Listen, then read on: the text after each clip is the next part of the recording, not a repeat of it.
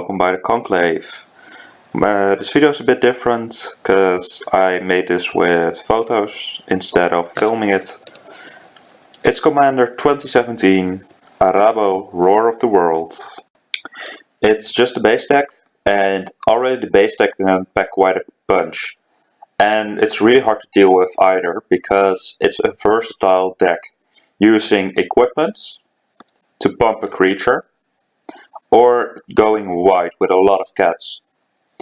When you pump one creature with a lot of equipments, Arabo will get better because Omniscience makes your creatures already, or all your cats already a 4/4, and if it attacks you can pay one colorless, one green and one white to make the power double of it, and it gains trample until end of turn. The other strategy you can use Arabo with is going wide with a lot of different cats. The cat which combines those two strategies good is Kemba Ka Regent. For every equipment attached to Kemba you get a 2/2 white cat creature token. Getting those equipments onto the battlefield brings you to the second commander of this deck, Nazan Revert Bladesmith. It's a great cat to build around. For it can tutor you an equipment, and if you look for the hammer of Nazan, you can put it onto the battlefield. The second ability doesn't do that much, but it is also useful if an equipped creature you control attacks. You may tap target creature defending player controls. His hammer makes your creature get +2/+0 and indestructible, but makes also your equipments enter the battlefield attached to target creature. Tutoring can be done with Tayar Swordsmith. It's a cat soldier, where if it enters the battlefield, you may pay X. If you do, search your library for an equipment card, convert mana cost X or less, put it onto the battlefield, then shuffle your library. I really enjoy seeing this reprint in this deck. Want to really pack a punch? Take Balan, Wandering Knight. For first strike, and if it has 2 or more equipments attached to it, double strike. And for 1 and 1 white, you can attach all equipments you control to Balan. It's a 4 mana 3/3, which isn't all too bad. If you decide to play Balan as your commander, Bloodforge Battle Axe is a great card to put in there. For it gives +2/+0, but that's not the best of the story. It also creates a token when it deals combat damage to a player, which is a copy of Bloodforge Battle Axe. So if it has double strike, you get 2 of those tokens for every Bloodforge Battle Axe you already have on Balan. The next card is Heirloom Blade. Heirloom Blade gives your creature +3/+1, and whenever a equipped creature dies, you may reveal the top card of your library until you reveal a creature card that shares a creature type with it. Put it onto the battlefield, and the rest on the bottom of your library in a random order. This will give you card advantage even though your creature gets removed. Combine this card with Leonin Shikari, and you can equip as an instant, so whenever a creature gets removed, you can put it onto the creature getting removed if you have 1 open mana. Also, Reska Golden Cup is in this deck, which is a legendary cat creature soldier with vigilance, and as long as it's equipped, cat creatures you control have +2/+2 and double strike. Another great example when you go wide. And on equipments.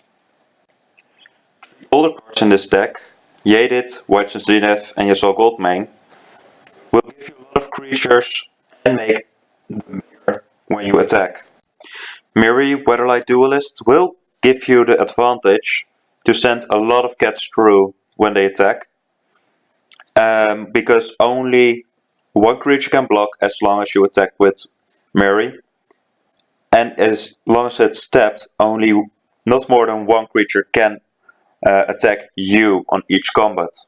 Miri makes a great addition in every green-white deck, which runs a lot of creatures, because of her, only 1 can be blocked. Hungry Lynx is a cat which gives your gets protection from rats. And at the beginning of your end step, target opponent creates a 1/1 black red creature token with Death Touch. Where you think that might be bad for you, whenever a rat dies, put a +1/+1 counter on each cat you control. It works really well in a multiplayer game in a 1v1. Not that. Hungry Lynx is a great card to go wide. So is Kindred Summons. Choose a creature type, reveal the top cards of your library until you reveal X creature cards of the chosen type. Put those cards onto the battlefield. Shuffle the rest in your library. The X is the number of creatures you control of that type. This will work really well in elves with commanders as Rest Redeemed or Azuri or whatever you like. In tribal strategies, Herald's Horn is a great card. Creatures of the chosen type cost 1 less to cast. At the beginning of your upkeep, you may look at the top card of your library. If it's a creature card of the chosen type, you may reveal it and put it into your hand. This gives you extra card draw, which is great in tribal decks. Ancestry is like a new command tower, but it ends the battlefield tapped. And when you spend the mana on a creature that shares a type with your commander, you may scry one. I think this is really useful in every tribal commander deck. You will find yourself fighting against those pesky blue decks. Elm's Collector is a great card for this. It has Flash, 4 mana, and if an opponent would draw 2 or more cards, instead you and that player both draw a card. Another great return in this deck is Quasil Pride Mage. It's a green-white cat wizard with Exalted. And for 1 colorless, you can sacrifice and destroy target artifact or enchantment. More hate that comes from Quasil Slingers. 3/5 cat warrior, and for every cat entering the battlefield, you may destroy target artifact or enchantment. It's great because you play a lot of cats in this deck, and for every cat, you have a neutralize as well. Thank you for watching. Sorry for the bad sounds. Sorry for not filming this, which I normally do. This cost a lot more work, let me tell you that. Please subscribe.